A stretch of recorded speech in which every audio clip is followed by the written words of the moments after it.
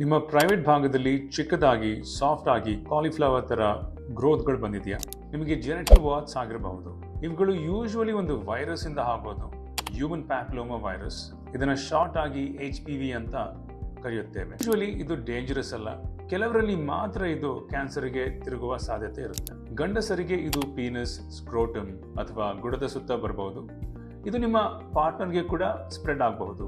ಹೆಣ್ಮಕ್ಳಲ್ಲಿ ಇದು cervical cancer ಉತ್ಪತ್ತಿ ಮಾಡಬಹುದು. ಇದು ಡಯಾಗ್ನೋಸಿಸ್ ಯೂಶುವಲಿ ನೋಡಿದ್ರೆ ಗೊತ್ತಾಗ್ಬಿಡುತ್ತೆ. ಸ್ಟ್ರೇಂಜ್ ಆಗಿ ಏನಾದರೂ ಕಾಣಿಸ್ತಾ ಇದ್ರೆ, ಬ್ಲೀಡಿಂಗ್ ಇದ್ರೆ, ಗಟ್ಟಿಯಾಗಿದ್ರೆ, ಕಲರ್ ಚೇಂಜ್ ಆಗ್ತಾ ಇದ್ರೆ ಕ್ಯಾನ್ಸರ್ನ ರೂಲ್ ಮಾಡಬೇಕಾಗುತ್ತೆ ಬಯಾಪ್ಸಿಯಿಂದ.